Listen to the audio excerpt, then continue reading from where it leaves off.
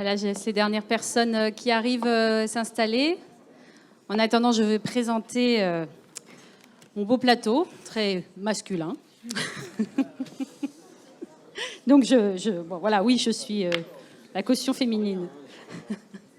On va parler relocalisation, réindustrialisation, les enjeux de la souveraineté industrielle. Et donc, pour cela, nous avons là-bas au bout M. Jean-Pierre Riveri, qui est président de la CCI de Bretagne. Nous avons M. Hugues Mély, qui est là, vous le connaissez tous en tant que président de Niji, mais il n'est pas là pour cette fonction-là. On va plutôt l'écouter sur la Bretagne Développement Innovation, puisqu'il représente BDI ici sur ce plateau. Ensuite, nous avons Jean Coinon, qui est le président de Produits en Bretagne, et M. Hervé Carmarec, président du MEDEF Bretagne, et M. Loïc Hénaf, qui n'est pas là non plus en tant que patron, quoique son expérience nous servira forcément, mais qui est là en tant que conseiller régional de Bretagne, et on va le voir sur une mission qui rentre totalement dans la ligne de ce plateau. On va commencer par dire un petit peu la raison d'être de ce plateau. Il fait suite à une étude qui a été lancée en partenariat avec plusieurs acteurs qui sont présents ici, sur la possibilité de relocaliser les emplois en Bretagne, qui a été confié à Alan Fustek, qui est un économiste plutôt spécialisé dans l'économie durable. Ça s'est fait avec le MEDEF de Bretagne, à 5 départements, Produits en Bretagne, évidemment, la région Bretagne, et évidemment, les personnes qui sont ici, BDI a participé également, on va le voir, viendra même plus participer par la suite. Et M. Riveri, en tant que CCI Bretagne, évidemment, ça rentre complètement dans ses missions. Cette étude, on en a quand même tous entendu parler, si vous êtes en Bretagne, puisqu'elle a annoncé la possibilité de relocaliser pas moins de 130 000 emplois, avec notamment une grande partie dans l'industrie, ce qui concerne évidemment la Bretagne. Ça va être sous forme de 3 segments.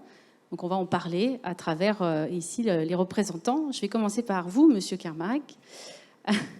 J'aimerais savoir pourquoi vous avez décidé d'être partenaire de cette étude. Quelles étaient les attentes et les objectifs de participer à cette étude-là? Eh bien, tout simplement parce que, en qualité de représentant du MEDEF et donc des entreprises de France, je ne crois pas à une économie sans industrie.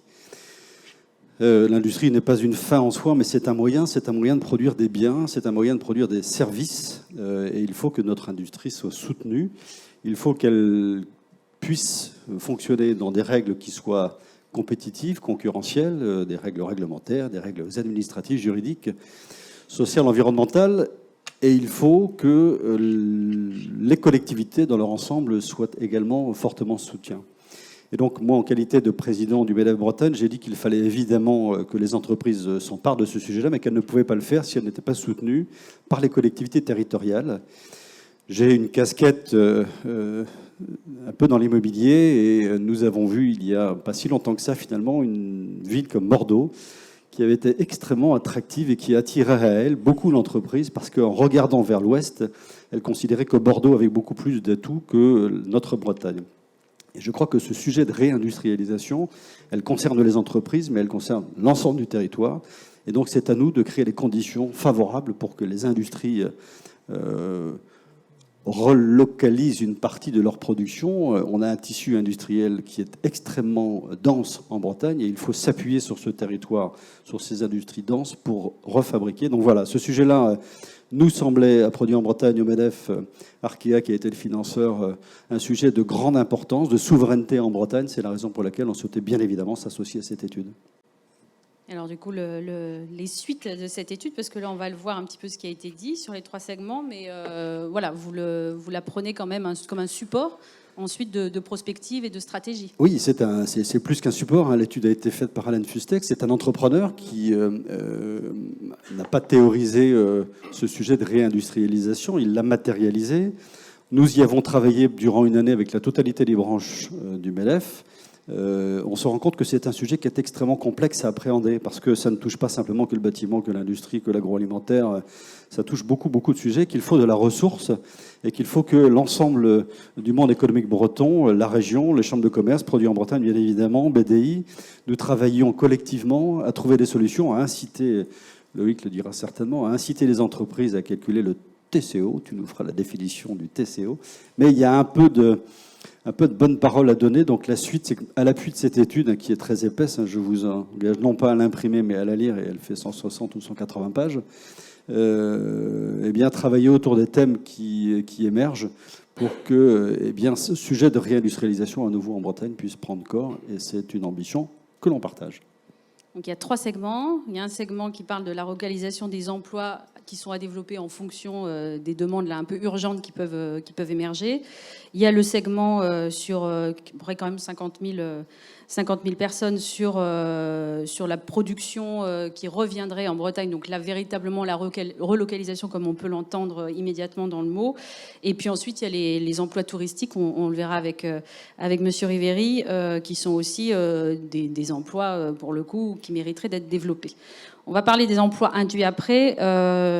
Loïc Hénaf, pour le coup, vous êtes conseiller régional en Bretagne, mais Loïc Chénégérard vous a confié une mission et une expérimentation particulière, justement, totalement centrée sur cette question de la relocalisation et sur cette étude d'Alan Fustek.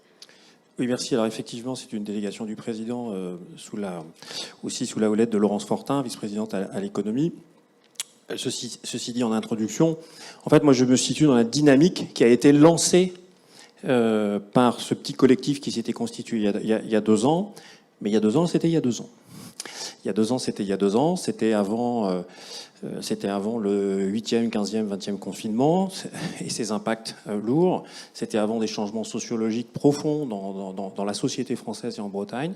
Et c'était avant la guerre en Ukraine et ses impacts sur l'énergie au sens large. Et donc l'équation s'est complexifiée ces dernières semaines et ces derniers mois. Et donc, ce que l'on avait pressenti au début, juste pour revenir sur l'étude, mais l'étude, c'est une étude, en fait, pour moi, cette étude a pour vocation à rentrer dans le sujet. Vous la lisez, vous rentrez dans le sujet. Et là, vous faites, waouh, c'est complexe, c'est compliqué, c'est multifactoriel. Et oui, il y a des briques qui sont encore utilisables, bien sûr, à activer, etc. Mais je ne la prends pas pour argent comptant. Et malheureusement, l'environnement a évolué depuis. Et donc, cette étude et l'environnement nous rappellent à quel point voilà, les sujets de souveraineté, qui étaient peut-être parfois des gros mots pour certains, ne le sont plus du tout. Les sujets d'indépendance, et aujourd'hui nous sommes au FEB et on parle de comment construire nos indépendances. C'était des choses qui ne se concevaient plus. Et Geoffroy Roux de Bézieux le disait encore hier, c'est terminé le temps où on sourçait au moins cher, au plus loin, parce que c'était moins cher, etc., etc. Dans un contexte d'inflation non pas galopante, mais d'inflation forte, l'immobilisation de l'argent d'une marchandise que vous faites venir de très loin et qui met 6 ou 7 semaines, l'équation n'est plus la même. L'équation économique, le tableur ne dit plus la même chose. Donc tout ça, ça s'est complexifié. Et donc aujourd'hui, ce à quoi nous appelons, c'est une prise en compte par les dirigeants d'entreprise de ce sujet des achats. Bien souvent, comme autrefois, les ressources humaines, le capital humain, la digitalisation, la RSE étaient des choses qui étaient déléguées. Puis petit à petit, les dirigeants se sont appropriés ces sujets. Aujourd'hui, début 2023, les chefs d'entreprise doivent s'approprier le sujet des achats parce que c'est devenu hautement stratégique pour de nombreuses raisons. Le Conseil régional de Bretagne, dans ce contexte, lui, vient de lancer cette initiative qui consiste à expérimenter, à apprendre très très vite auprès de 10 entreprises d'ici la fin de l'année, et derrière de passer à une phase de sensibilisation très active, puis d'accompagnement, puis de renforcement. Donc ça sera des formations, ça sera de l'élaboration d'outils, on va être très concret à destination des entreprises. Sachant que plus globalement, il s'agit quand même de renforcer l'achat local, l'achat en Bretagne. Mais pour renforcer l'achat en Bretagne, ça passera peut-être par rapprocher des choses que vous achetez très loin, que vous achetiez peut-être à l'autre bout de la planète, vous allez les relocaliser en Europe. Ce que vous achetiez en Europe, peut-être vous allez le relocaliser en France. Ce que vous relocalisez en France, peut-être vous allez le relocaliser en Bretagne. Si chacun faisait bouger ses achats de 5% en les rapprochant, l'impact pour l'économie serait formidable. Parce qu'il ne s'agit pas d'importer et de jeter quelque part une usine hors sol sur le territoire breton qui viendrait perturber le bassin d'emploi, qui viendrait perturber beaucoup de choses. Il s'agit de renforcer notre tissu existant. Et là, on aura un impact économique par les emplois directs, indirects et induits. Les coiffeurs, les boulangers, les fournisseurs de fournisseurs, c'est ça qu'on veut renforcer.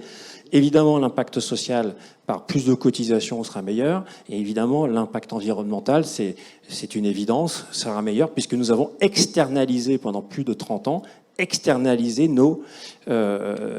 nos bilans carbone en le confiant à des pays où les normes ne sont pas celles de la communauté européenne, ne sont pas celles de la France. Et donc, c'est en conscience, et donc c'est une prise de conscience. Notre but, nous, c'est que les entreprises soient accompagnées, outillées. Donc, nous allons travailler avec les entreprises pour créer, évidemment, avec tous ceux qui sont autour de la table ici, pour construire ces outils. Et parallèlement, il y a la puissance publique qui, elle aussi, achète les marchés publics. Donc, c'est un travail qui est en cours, qui est complexe juridiquement, mais qui aboutit. Et c'est Simon Husenat qui le mène au niveau de la région. Et enfin, il y a le consommateur breton, parce que nous sommes en Bretagne. Et là, il se trouve qu'on a en Bretagne un outil formidable qui s'appelle Produits en Bretagne, et donc qui a su sensibiliser depuis 29 ans déjà les Bretons, avec de vrais impacts, puisque nous sommes surperformants en Bretagne sur les produits de grande consommation grâce à Produits en Bretagne.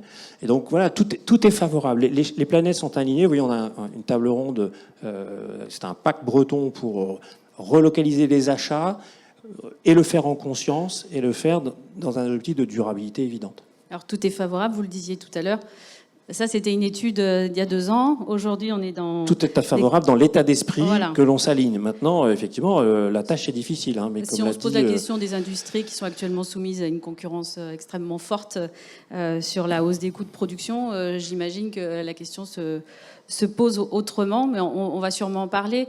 Jean Coinon, Produits en Bretagne, clac, je vous lance la balle, forcément, puisqu'en plus, vous avez été, avec le MEDEF, demandeur de cette étude. Ça représente quand même presque 500 entreprises, donc c'est intéressant aussi comme terrain d'expérimentation, parallèlement à ce que la région Bretagne peut mettre en place. Qu'est-ce qu'elle vous a appris, cette étude, et comment, pour le coup, vous allez l'utiliser et la mettre en place au sein du réseau de vos entreprises, où il y a de l'agroalimentaire, de l'industriel et des services? Ouais, ça nous a appris beaucoup de choses. D'abord, le premier élément, la mission fondatrice de Produits en Bretagne, de toute façon, c'est d'agir effectivement sur le développement de l'emploi. Et on a ajouté, en fait, ces dernières années, puisque c'était peut-être même pas suffisant, la notion de développement des compétences. Donc, à partir du moment où vous avez une étude qui vous dit qu'il y a potentiellement 130 000 emplois relocalisables en Bretagne, on est parfaitement dans une dynamique, nous, qui nous anime à Produits en Bretagne, ne serait-ce que par le fondement même de Produits en Bretagne.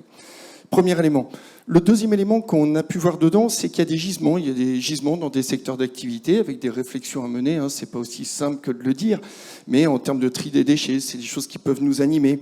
En termes également d'approvisionnement, quand on voit que des filières comme les œufs ou des choses comme ça, où on est extrêmement consommateur et au final où on va les importer, il y a fondamentalement des choses à faire qui nous touchent directement, nous et puis nos membres, potentiellement dans l'agroalimentaire et autres. Ça, c'est un deuxième sujet qui nous a animés. Troisième sujet qui est aussi le fondement de Produits en Bretagne, c'est comment on défend, comment on développe de l'emploi, en ayant un réflexe d'achat, et ce que tu disais Loïc, plutôt sur le territoire breton, à 5 départements. Alors, ça veut dire quoi ça? Ça veut dire que je pense qu'on a été plutôt très bon à Produits en Bretagne, et je le dis avec beaucoup d'humilité parce que ça a été créé bien avant que j'arrive, donc ça a été un énorme travail depuis 30 ans pour essayer de ramener cette pédagogie, pour expliquer effectivement aux consommateurs qu'il y a ces achats indirects et puis les achats induits. Ça, c'est un premier élément. Et je pense que là où on est moins bon, peut-être parce qu'on s'y est moins attaché, c'est l'achat des entreprises sur le territoire. Et notamment aujourd'hui, dans le conseil d'administration, j'ai créé un bureau. Dans le bureau, il y a un vice-président qui est vraiment attaché au sujet du B2B, et donc qui a aussi dans sa mission de faire percuter sur et si on relocalisait, nous, les entreprises, les achats. Donc voilà, ça, je pense que c'est un élément important. Et il faut d'ailleurs que le repère consommateur produit en Bretagne, qui est mis sur un produit, soit le même repère qui est mis sur une entreprise, sur une banque, sur une société d'assurance ou sur toute autre société de services ou société d'industrie, même si elle n'est pas forcément dans des produits de grande consommation. Donc c'est des choses qui sont extrêmement pragmatiques, qui sont de la pédagogie. En fait, c'est pas complexe à mettre en œuvre, mais c'est complexe de faire changer les habitudes des gens, d'irriguer, d'informer, de communiquer. Donc c'est beaucoup de répétition de messages. Alors l'autre élément quand même qui nous a fait rebondir, c'était peut-être il y a 2 ans, je ne connais pas les chiffres actualisés, mais quand Alan disait que dans les années 2000, il y avait 80%, en gros, sur une pièce sortie d'usine, il y avait un écart de 80% de coûts entre, par exemple, la France et effectivement la Chine, et qu'aujourd'hui on est en moyenne à moins de 10%, ça fait quand même réfléchir. Ça fait réfléchir sur le fait de pouvoir faire des efforts. Des efforts qu'on voit parfois par ailleurs. Moi, j'ai un exemple que je trouve assez excellent, qui est l'entreprise Malongo, qui n'est pas bretonne, mais il y a des gens formidables un peu partout dont on peut s'inspirer, et qui a ramené la fabrication d'une de ces machines à café en Vendée. Et en fait, ce que j'ai aimé là-dedans, c'est qu'elle a été créative. Elle s'est réinventée. Elle n'a pas innové, elle s'est réinventée.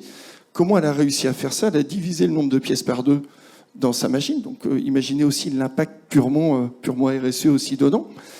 Donc, elle avait certainement aussi besoin de compétences peut-être un petit peu plus pointues que ce qu'elle trouvait avant en Chine. Et in fine, elle sort une machine au même prix de vente, donc au même prix de production également, c'est quand même plutôt pas mal, avec 22 créations d'emplois quand elle a communiqué dessus, des CDI effectivement en Vendée. Donc on voit bien qu'il y a, avec des possibilités d'avancer par la théorie des petits pas et au cas par cas, parce que c'est quand même aussi ce qu'on a retenu, le cas par cas, d'avancer de façon vertueuse. Par contre, après, on pourra reparler justement du côté très vertueux, mais je vais laisser peut-être la parole. C'est surtout qu'on parle de relocalisation, donc on est obligé de parler de réindustrialisation. Est-ce qu'on est en capacité, Monsieur Riveri, en Bretagne, d'accueillir des nouvelles surfaces industrielles pour relocaliser? Et bonjour à tous et toutes. Donc je vais vous dire oui déjà, je ne peux pas dire non. Il faut que l'on travaille aussi intelligemment. On voit bien aujourd'hui dans les constructions que l'on fait, dans les bureaux, aujourd'hui on arrive à faire des parkings dessous, ce qui n'était pas possible avant. Moi j'ai des expériences d'entreprises bretonnes qui travaillent en Chine. Pour 1 mètre carré de surface qu'on vous donne, vous devez construire 1,2 mètre carré. Donc on n'est pas en Chine bien évidemment, mais c'est révélateur.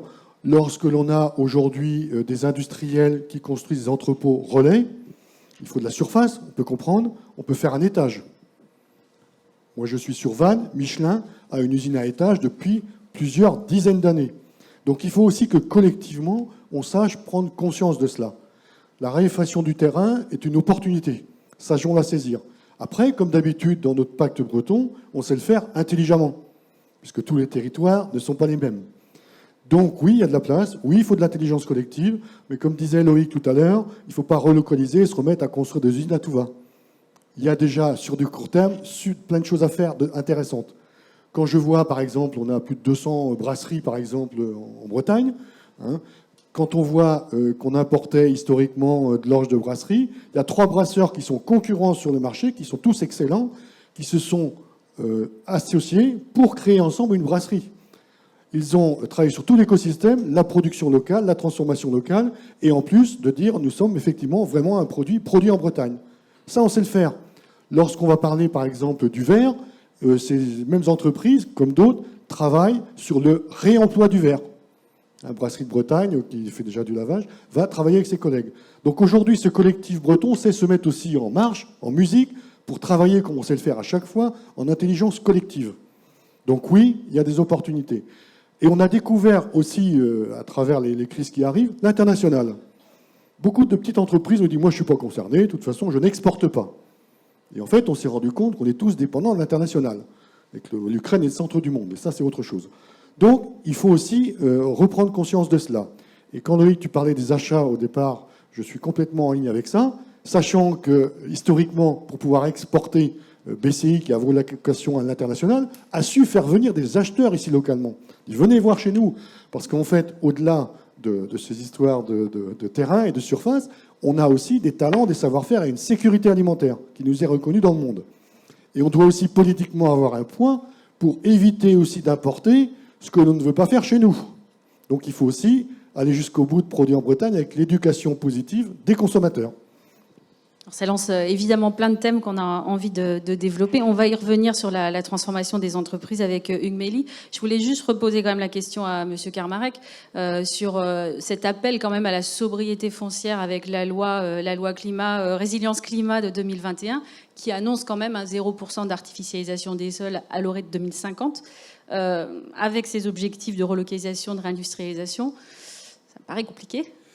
Ben oui, il va falloir réfléchir à certainement consommer le foncier de manière un peu différente. On consomme aujourd'hui 2000 hectares par an de terres artificialisables. Et on n'arrive pas à cette sobriété foncière, on n'arrive pas, alors que cette loi climat et résilience nous impose d'ores et déjà de faire des efforts. On voit bien qu'en Bretagne, on n'y arrive pas. Et puis, il y a plein de facteurs, croissance démographique, 400 000 nouveaux arrivants, sur un axe globalement Saint-Malo, Vannes, Rennes, donc avec concentration très forte sur de l'habitat. On a besoin d'infrastructures, peut-être pas de routes, mais en tout cas, on a besoin de continuer à faire des infrastructures, et l'industrie dans tout ça. On a estimé, donc, sur ces 2000 hectares, s'il faut qu'en 2031, c'est demain 2031, il faut que nous soyons passés en 1000 hectares de terres artificialisables en 2031, 0 en 2050. Vous voyez qu'il va falloir qu'on se creuse un peu la tête. Et nous avons estimé, fort d'ailleurs de l'étude Reloc, 130 000 emplois, que ça nécessiterait à peu près 160 hectares, rien que pour l'industrie. Bon, 160 hectares sur les 1000 hectares, ça veut dire 16% qui seraient consommés par l'industrie, c'est beaucoup. C'est quasiment impossible d'ailleurs. Donc même si on fait, et tu as raison Jean-Pierre de dire, même si on fait des usines à étage, ce ne sera sans doute pas suffisant, et on peut légitimement demander à ce que le quota industriel soit sorti de l'artificialisation. Parce qu'à nouveau, s'il y a une volonté politique forte qui est affichée par le président de la République, et si les territoires comme la région Bretagne veulent s'emparer de ces sujets-là, on ne peut pas laisser de côté quand même la consommation foncière. Loïc l'a dit, on l'a tous dit, globalement, il ne s'agit pas d'aller réimplanter une usine qui est en Chine et de l'installer ici en France. Ça, ce sera sans doute marginal, ça interviendra, mais il faudra que les entreprises qui sont déjà installées puissent continuer à s'agrandir. Et elles seront consommatrices de surface. Donc cet enjeu-là, c'est pas en 2030 qu'il faudra qu'on se pose la question. Dans la réflexion de relocalisation, c'est maintenant qu'il faut qu'on y réfléchisse. Et c'est aussi ça le travail que l'on aura à faire avec les industriels, de leur dire, mais raisonnez différemment dans l'utilisation de vos espaces fonciers, soyez plus sobres, réfléchissez à un process industriel différent. Bon, je ne suis pas industriel, je ne sais pas si c'est simple, mais je crois que c'est quand même pas simple, je crois que c'est compliqué. Mais il faudra qu'on s'y mette. Alors ça oblige pour le coup à regarder cette étude en faisant un pas de côté sur la question de la relocalisation. C'est que là, la solution semble être l'emploi. On parle de 130 000 emplois. Or, en Bretagne, on est en plein emploi.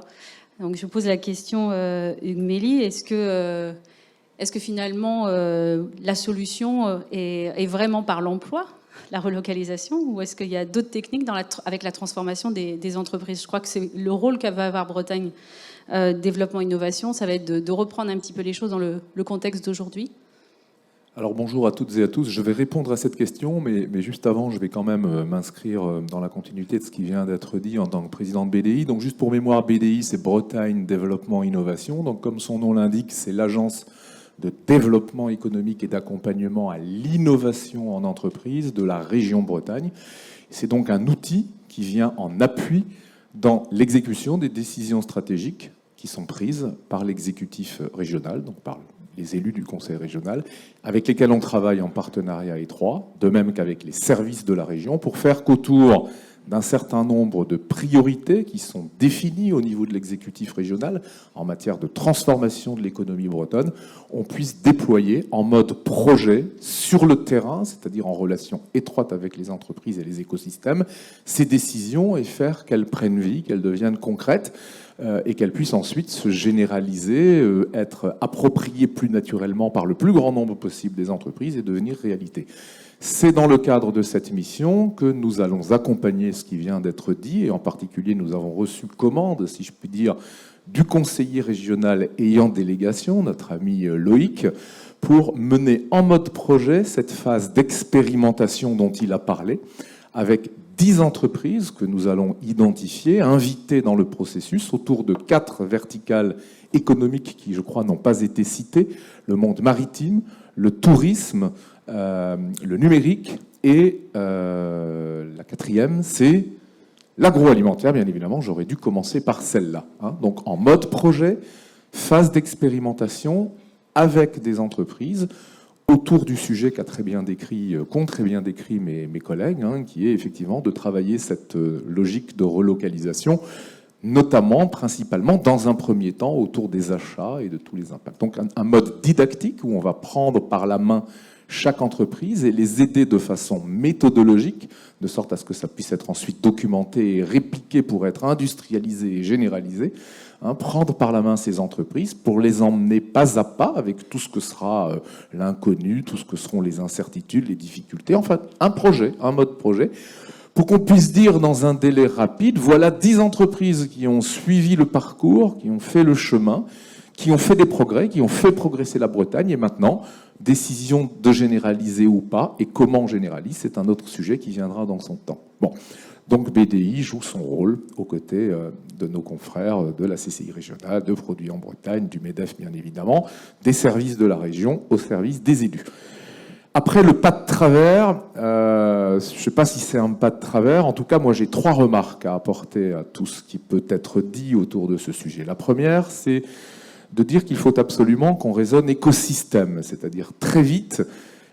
C'est pas le sujet d'une entreprise qui va progresser, mais c'est le sujet d'un écosystème, c'est-à-dire d'un ensemble d'entreprises qui sont entremêlées, si je puis dire, dans une logique économique qui est soit sectorielle, soit territoriale, soit même temporelle, parce que n'oublions pas qu'un certain nombre de pans de l'économie bretonne peuvent avoir des temporalités, c'est-à-dire qu'il y a l'heure des grands projets, par exemple, il y a l'heure des EMR, des énergies marines renouvelables, où on va connaître une période, on la connaît déjà, d'ailleurs ça fait longtemps qu'on y prépare, une période durant laquelle il va y avoir beaucoup d'activités économiques, beaucoup d'entreprises qui vont se créer, beaucoup de développement autour de ça, et puis il y aura aussi une période où ça s'arrêtera, parce qu'on va pas planter des éoliennes en mer partout, sur n'importe quel plan d'eau, tout autour de la Bretagne, sous prétexte qu'il nous faut des énergies renouvelables. Donc on a aussi un peu cette temporalité. Donc il faut raisonner écosystème.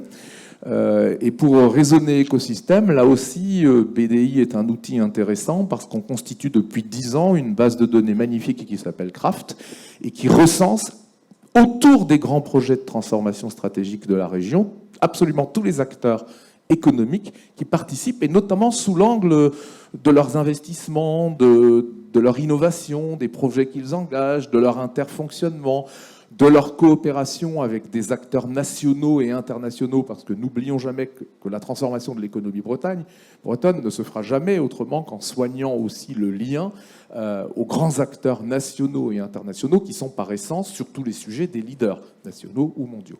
Et grâce à cette base de données notamment, on va pouvoir offrir à toutes ces initiatives la perspective de mieux s'inscrire dans des logiques d'écosystème, et aussi parce qu'on est déjà rompu au fonctionnement en mode écosystème. Donc attention à ne pas considérer que tout ça, ça va être à chaque fois le fait d'une entreprise et de son chef, mais c'est bien une logique d'écosystème. Deuxième remarque, attention toutefois, et là c'est peut-être un petit peu plus dans le prisme de Niji que je le dis, qui était le prisme annoncé dans la constitution du plateau, mais c'est une petite erreur. Attention quand même à ce que pendant qu'on va réindustrialiser l'industrie productive, l'industrie de production, l'industrie de transformation, on ne délocalise pas les services. Parce que les services, par essence, sont beaucoup plus immatériels. Les métiers de service sont des métiers portés par des hommes et des femmes qui ont des expertises autour d'un certain nombre de sujets, le commissariat aux comptes, l'accompagnement juridique, la transformation numérique, l'accompagnement environnemental, RSE, que sais-je encore. Ces métiers sont portés par des hommes et des femmes. Et ces hommes et ces femmes, elles peuvent se retrouver facilement de l'autre côté du monde, sous prétexte qu'elles coûtent moins cher, sous prétexte qu'il y fait peut-être meilleur vivre qu'en Bretagne, parce que y a des gens qui adorent, j'en sais rien, moi, le désert du Sahara, la chaleur torride de je ne sais quel pays, etc. Et voilà, le télétravail a permis une délocalisation aisée de l'ensemble des professions de service. Et moi, je peux vous dire que dans le monde du numérique, je le vois très clairement. Je n'ai jamais vu autant d'entreprises qui nous suggèrent, nous imposent d'avoir un quota d'ingénieurs dans nos métiers technologiques qui soient, je cite ce terme affreux, offshorisés, c'est-à-dire de l'autre côté du monde dans des pays à moindre coût de main-d'œuvre, sous prétexte que justement c'est moindre coût et donc ça optimise les prix. Et ça va très vite. Et ça n'est pas que dans le numérique. Il y a probablement des experts comptables ou des commissaires aux comptes ou que sais-je encore dans la salle qui savent combien ces métiers sont aussi menacés. Et le numérique les menace encore plus parce que justement la data et l'intelligence artificielle qu'on peut appliquer à la data pour énoncer des recommandations et produire des accompagnements pertinents font qu'on a encore moins besoin des hommes et des femmes qui jusqu'ici portent ces services, indépendamment du fait que ces hommes et ces femmes peuvent se retrouver de l'autre côté de la planète. Or, la Bretagne, ça n'est pas que de l'industrie de production, de l'industrie usinière, de l'industrie de transformation, c'est aussi beaucoup de services. Donc il faut aussi prendre soin à ça. On a la chance d'avoir une attractivité énorme et de pouvoir capter énormément de gens venant d'autres régions, et en particulier de la région parisienne, porteurs de toutes ces expériences dans tous ces univers de services. Et donc, voilà, ça compense d'une certaine façon pour le moment un peu cette tentation d'offshore vers laquelle on pourrait nous emmener, mais mon analyse personnelle, c'est que ça ne va pas durer longtemps. Et la troisième remarque que je voudrais faire, c'est que cette évolution vers la relocalisation, et en particulier sous l'angle des approvisionnements locaux, etc., tout ça a été très bien décrit et on va le travailler avec force et passion. Faudrait quand même faire attention à ce que ce ne soit pas le seul sujet de la relocalisation. Il faut moderniser nos outils de production. Il faut moderniser les usines. Il faut aller vers des usines entre guillemets 4.0. Il faut aller vers une plus grande automatisation. Il faut aller vers plus de numérique dans les usines pour que justement, et même si il y a quelques mois encore c'était un gros mot de le dire, elles aient moins besoin d'employés. Maintenant on peut dire ça parce qu'on sait que de toute façon on n'arrive pas à pourvoir les postes dont on a besoin dans les usines. Surtout lorsque ces usines, et c'est le cas fort heureusement, et notamment en Bretagne, sont ancrées dans la ruralité du territoire parce que peu de gens veulent aller dans la ruralité du territoire pour tout un tas de raisons. Et donc il faut faire attention à bien moderniser les usines pour qu'elles aient moins besoin d'employés et qu'on ait du coup moins à constater que bien que s'étant mis en situation de créer des emplois additionnels, on ne sait pas les pourvoir. Et ça, c'est des investissements qui sont colossaux, des investissements en compétences, parce qu'ensuite, les gens dont on a besoin pour faire tourner les usines, et Geoffroy Roux de Bézieux le disait très bien hier soir, on a de moins en moins de cols bleus dans les usines. La part de cols blancs est de plus en plus importante versus les cols bleus. Parce que justement, ces usines numériques, ces usines du futur, ces usines robotisées, ces usines au cœur desquelles on a mis du logiciel et des technologies, bah, ça s'opère différemment. Donc ces transformations-là aussi, il ne faut pas les rater. Et de ma fenêtre Niji, dont la mission est justement d'accompagner cette transformation numérique, il se passe encore relativement peu de choses en Bretagne. À la fois parce que les dirigeants sont insuffisamment éclairés sur ce sujet et parce que les investissements sont lourds, surtout quand il faut les consentir à des assiettes économiques, c'est-à-dire des tailles d'entreprises qui sont relativement petites, parce que le tissu économique de Bretagne en particulier, peut-être plus que dans d'autres régions, est majoritairement fait de petites entreprises, de petites PME qui n'offrent pas des assiettes économiques suffisantes auxquelles on puisse projeter des investissements. Et donc, opportunité de mutualisation. Et ça, c'est pas toujours facile. Alors, les exemples que prenait Jean-Pierre sont très bons parce de la région Bretagne, qu'ils éclairent cette logique de mutualisation. Et ils l'éclairent sur des sujets, en l'occurrence pour ceux qui ont été cités, qui sont plus ancrés dans la matérialité des choses, hein, l'approvisionnement en orge, etc. Moi, je dis qu'il faut aller plus loin, il faut aller dans la mutualisation sur cette arrivée des technologies dans l'outil de production. Et là aussi, la région a un rôle important à jouer. Et pour finir, aussi, l'écosystème bancaire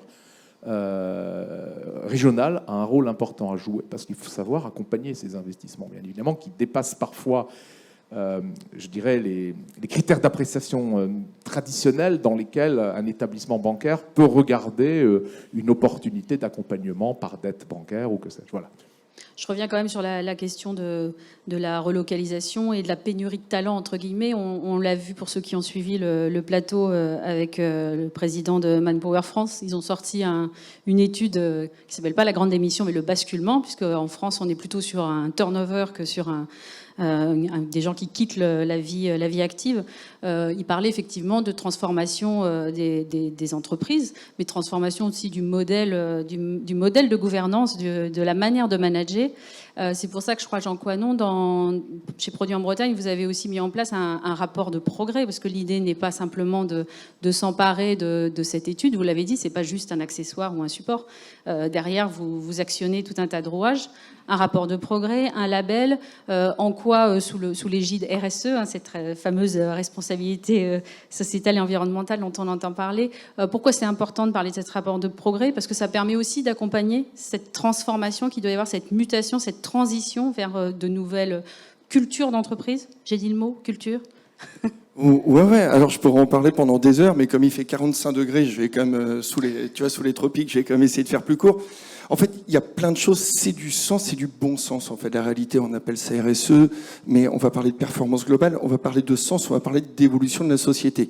Effectivement, dans ce que Hugues a dit, il a raison. Pour qu'une industrie, qu'elle soit agroalimentaire ou autre, progresse, il faut qu'elle gagne en productivité, il faut qu'elle gagne en modernisation. Donc, ça veut dire, c'est pas de la destruction de l'emploi, c'est de la modification d'emploi qui partent effectivement vers d'autres responsabilités. C'est certainement l'une des raisons aussi pour lesquelles il y a raréfaction de réponses aux offres d'emploi dans des métiers finalement très productifs. Donc on est obligé de pénibilité. De pénibilité aussi. Absolument. En fait, on est obligé de partir de ces constats-là et puis de mettre des solutions en avant. Il est évident qu'aujourd'hui, le monde change et quand on regarde ce à quoi s'attachent les gens versus il y a peut-être 15, 20, 30 ans, c'est le sens qui est donné dans l'entreprise. Fondamentalement, c'est comme ça. Vous en parlez avec Frédéric Sévignon, je ne sais pas s'il est dans la salle, qui est directeur régional de Pôle emploi. Et la première question qui est posée par les candidats, c'est quoi la politique RSE de l'entreprise ? C'est pas moi qui l'invente, c'est pas eux non plus. Alors, ils la manifestent pas tout à fait, peut-être avec cette sémantique-là, mais dans la réalité, on en est là. On voit, nous aussi, comment réagit le consommateur chez Produits en Bretagne, les questions qu'il nous pose sur l'exigence de confiance, sur l'exigence de transparence, etc. Et finalement, le consommateur, c'est le même aussi qui est sur le marché de l'emploi, ou en tout cas qui cherche un emploi. Donc, il n'y a pas de schizophrénie à ce niveau-là. Donc, ce qu'on a fait, nous, c'est qu'on a mis en place une démarche qui en est aujourd'hui encore à son amorçage, qui est la démarche Horizon 26 000. Pour la faire très court, une entreprise aujourd'hui qui rentre dans Produits en Bretagne doit remplir un questionnaire sur ce qu'elle fait en termes de RSE. Alors, ce qui est vachement intéressant, c'est qu'elle fait déjà beaucoup de choses. Soit elle n'arrive pas à savoir que c'est sous la coupe de la RSE, soit là, on n'a pas fondamentalement une vision, tu vois, très structurée, en fait. Et donc, il faut qu'on structure, il faut qu'on leur démontre déjà quelle cartographie qui a fait déjà plein de choses. Parce que la RSE, souvent les gens disent c'est le climat et c'est l'impact environnemental. C'est faux. C'est l'impact également sur la gouvernance. C'est l'impact justement sur la montée en compétences. C'est l'impact sur l'inclusion. C'est l'impact sur toutes nos parties prenantes, les clients, les fournisseurs. C'est dans l'objectif d'être meilleur demain, d'être plus performant. Donc c'est difficile d'aller contre. Donc la première démarche, c'est déjà d'en prendre conscience à l'entrée. Après, tous nos membres, donc quasiment les 500 membres de Produits en Bretagne, doivent effectuer un rapport de progrès chaque année sur 3 actions, sur les 8 axes de Bretagne 26 000. Donc, c'est quand même 3 actions, c'est quand même atteignable, bien évidemment. Et puis, c'est tout bon pour nous, le progrès. Ça nous incite ça nous donne envie. Puis après, on est transparent sur ce qu'on a fait de mieux. Donc, quelque part, c'est le petit coup de pouce qui va bien, un peu encadré, comme ça donne de la méthodo. Et puis, la 3e étape pour celui qui veut, c'est la certification Bretagne 26 000. Voilà. Une entreprise qui est certifiée RSE, si elle le souhaite, pour l'instant, c'est soumis à la bonne volonté de chacun. C'est une démarche qui est ultra engageante, mais de ceux qui l'ont fait, et on en connaît quelques-uns, et ils sont de plus en plus nombreux, a priori, c'est extrêmement vertueux. Voilà, donc on est dans l'idée aussi de la performance globale, dans l'idée de l'amélioration continue, et dans l'idée fondamentale de l'attractivité de nos entreprises demain. Et de la marque employeur, cette fameuse marque employeur qui est attendue par les salariés, attendue par les gouvernants et par vos partenaires aussi. Bien évidemment, je crois que la marque employeur, tout le monde en parle, etc. Tout le monde a pris conscience maintenant, c'était pas le cas il y a 10 ans, que c'est juste plus une question à se poser. Et du coup, de travailler sur tous ces éléments, parce que tout ça c'est embriqué.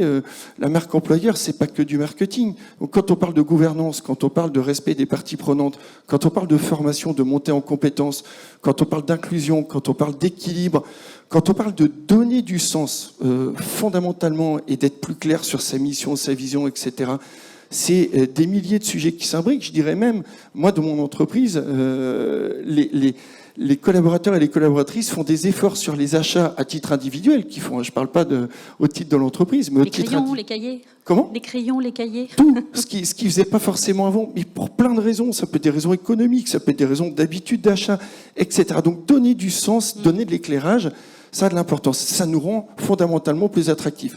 Ce qu'on a simplement voulu faire à Produits en Bretagne, c'est mettre de la pédagogie, c'est mettre du lien, c'est de créer un collectif, ce que vous disiez tous les deux, pour que chaque entreprise n'aille pas faire ça dans son coin, parce que c'est pas une démarche qui est fondamentalement évidente à faire seule.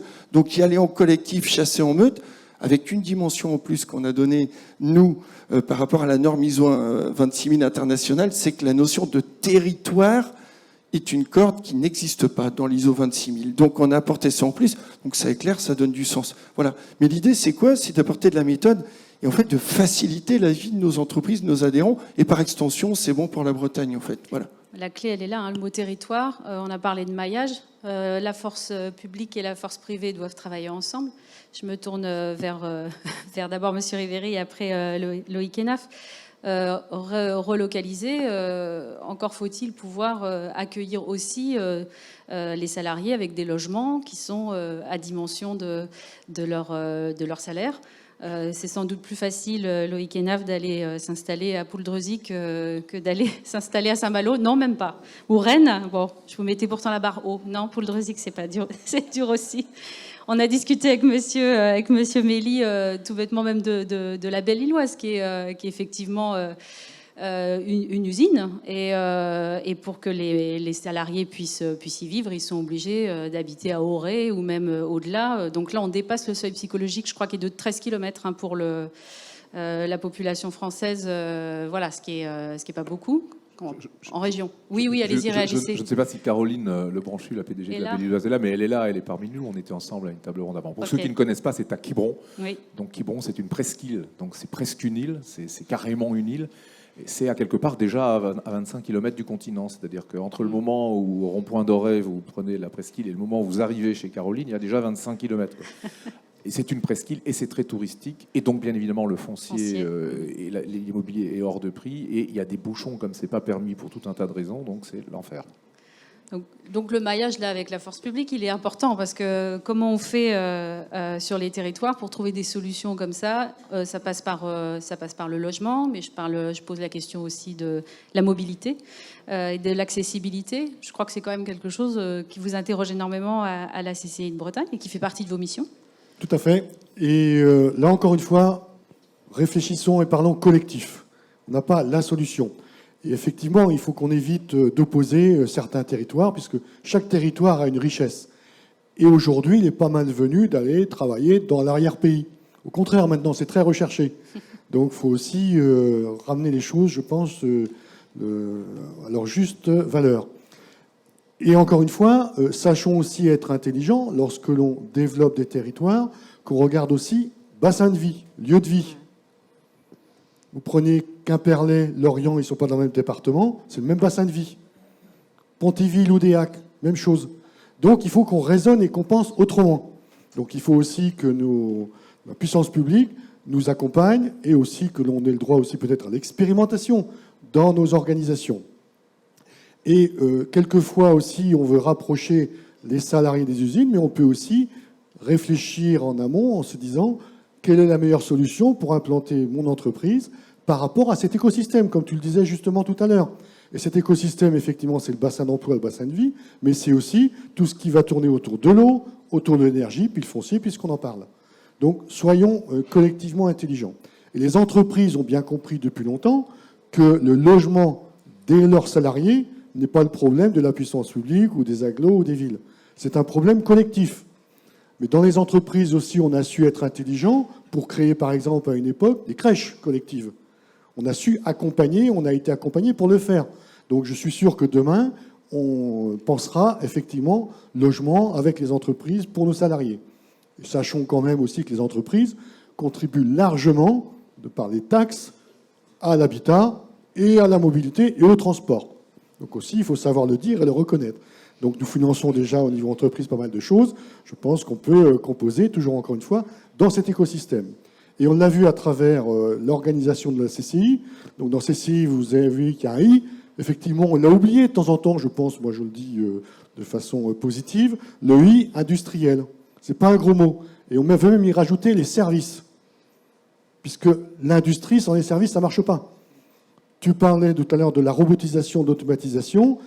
On enlève de la pénibilité dans les entreprises, on gagne en compétitivité et on sort par le haut. Parce que dans le mot BDI comme dans le mot CCI, il y a aussi innovation. Et on doit sortir par l'innovation. Et dans les achats, on peut sortir par l'innovation. On n'achète pas un produit pour un autre. Donc ce maillage territorial est important. Et dans chaque département, nous avons plusieurs délégations proches du territoire, proche du lieu de vie et proche aussi des politiques ou des agglos ou des villes qui gèrent ces sujets. Donc, encore une fois, c'est cet écosystème. Et le droit à l'expérimentation est important. On a su le faire sur des projets comme Ecodo et on a pu le passer à la région. Et ce droit d'expérimentation tel que l'a évoqué tout à l'heure Loïc, je le trouve très bien. Puisqu'on peut se tromper, on peut faire des erreurs, mais on a avancé. Et on a grandi et on a formé et formaté le système pour avancer collectivement. On le voit bien, tout est en lien, hein, entreprise et collectivité territoriale. Je voyais hocher la tête Monsieur Kermarek. C'est vrai que sur le logement, il faut se rappeler qu'à l'époque, ça s'appelait le 1% logement. Aujourd'hui, c'est 0,45%, je crois qu'au-delà de 50 salariés. Mais si, exprimez-vous. Rappelons quand même que le bâti, la rénovation, le logement, vous, entreprises, c'est vous qui permettez la rénovation de ce patrimoine urbain. Oui, c'était ce que je voulais en effet préciser, c'est que vous avez un outil qui est ultra puissant qui s'appelle Action Logement. Alors, on a tous entendu parler d'Action Logement, mais j'ai fait une réunion un jour avec 2 capitaines d'industrie bretons qui ont dû interroger leur DRH parce qu'eux-mêmes dirigeants ne savaient pas ce que c'était que le 1% logement. En tout cas, le Action Logement. Voilà, c'est un outil qui existe, qui est à la main des entreprises parce qu'on le finance. Je vous invite, dirigeants et dirigeantes, à saisir les services d'Action Logement, territoire par territoire, pour faire part de vos besoins. On l'a fait sur vos territoires. Je pense notamment à Piriou, qui avait toute la peine du monde à trouver les logements pour ses salariés, qui sont des soudeurs, et c'est pas la manœuvre facile à faire venir. À Concarneau. Voilà, eh bien, Action Logement peut intervenir. Alors, dans la limite de ce qu'elle peut faire, il y a quand même, malgré tout, un peu de résistance des collectivités territoriales. Mais voilà, sachez que cet outil-là existe et n'hésitez pas à solliciter les services d'Action Logement parce que c'est un outil pour les entreprises et pour les salariés de vos entreprises. Nadia Bouillet était là en début de... Voilà, et effectivement, elle a rappelé qu'ils étaient le premier bailleur social de France et ça représente quand même 5 millions, je crois, de bâtiments en France, ce qui est quand même assez énorme. Loïc Hénave, je ne peux pas ne pas vous laisser intervenir suite à ce qu'a dit Monsieur Riveri, le droit à l'expérimentation. Et puis là, pour le coup, votre double casquette, elle est primordiale, parce que vous avez quand même cette expérience, cette connaissance aussi du maillage territorial, des réalités d'un industriel. C'est précieux, je pense, pour mener ce genre d'expérimentation. Le but, c'est pas d'en faire une en one shot, mais c'est sans doute d'accélérer un peu cette méthodologie dans la politique qui est un temps long, et avec là des urgences qui sont déjà là. Moi, mon rêve, c'est vraiment qu'on continue cette action collective. C'est cette action collective qui démarre par de la sensibilisation et de la compréhension des enjeux. Et on le voit, on a tous des nuances, et c'est tant mieux. On a vraiment tous des nuances dans notre couloir, dans notre champ de responsabilité, et c'est très très bien, parce que ça va enrichir l'approche. Je voulais aussi rappeler quand même que dans cette phase d'évolution, de transformation, la formation professionnelle est au cœur de la montée en compétences. Il ne faut pas l'oublier, c'est une des compétences de la région, mais pas que. Et donc, on ne peut pas envisager, et donc il faut que les chefs d'entreprise aient devant eux un projet de transformation et d'évolution de leurs compétences au sens large et qu'ils réfléchissent sérieusement aux formations qu'ils vont devoir proposer et voire parfois dans certains cas peut-être imposer à leurs collaborateurs pour avancer dans cette transition.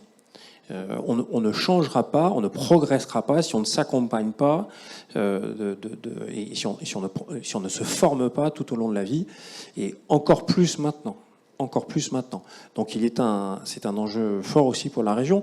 Et ce que je voulais dire, c'est que, in fine, cette impulsion que nous donnons aujourd'hui et que le Conseil régional souhaite donner sur les relocalisations, cette impulsion, elle va se traduire, et c'est aussi l'ambition du président Rachel Girard, dans toutes les actions de la région, et notamment dès le deuxième trimestre 2023, dans le SRTES. Moi-même, je ne suis pas encore familier avec toutes les arcades et les imbrications, et tant mieux, c'est pas grave, et les politiques et comment elles se déploient sur les territoires de la région. Mais l'objectif, c'est qu'on transforme tout. On transforme de façon systémique notre approche, et donc ça ne peut se faire qu'en collectif. Voilà. Ça, c'est absolument indispensable. On peut terminer par un petit retour d'expérience, puisqu'on parle d'expérimentation. Jean Coinon, nous sommes quelques-uns à savoir que vous avez été faire une immersion scandinave. Mais la formation, c'est aussi ça, c'est voyager, aller à l'écoute et à la découverte de d'autres modèles. Et là, effectivement, vous avez découvert un modèle de transition qui est plutôt intéressant. Alors, vous n'allez pas nous faire un exposé, mais ce serait intéressant quand même que vous évoquiez ce que vous y avez vu et ce qui vous va sans doute vous titiller pour les actions à mener, j'imagine, à Produits en Bretagne et puis dans votre propre agence. Ouais, très rapidement, un voyage, finalement, on apprend beaucoup de choses en Scandinavie vers le Danemark et la Suède. En fait, la première des choses, c'est qu'on voit que pour amener les gens à faire quelque chose, on ne le fait pas sur la contrainte, on le fait sur la culture et la pédagogie. On a des décennies de retard de culture, notamment dans le rapport à la nature et dans le rapport au respect de la nature. Et en fait, donc, je ne vais pas faire bien évidemment un cours là-dessus, mais c'est vraiment très très impressionnant. Et quand on voit que quand il y a respect et quand il y a confiance, il y a liberté. Parce que là-bas, ils ont le droit de faire plein de trucs que nous, on n'a pas le droit de faire ici. Des feux de camp en forêt, en ce moment, c'est pas le moment d'en faire ici. Ils en font partout là-bas, pour plein de raisons. Et en fait, on voit aussi que ça rejaillit sur leur manière de penser les produits de façon durable. Ça, c'est quand même vachement intéressant. La durabilité des produits, elle est depuis très longtemps. Autre élément, c'est que la conscience et la confiance est irriguée également dans les modes de management.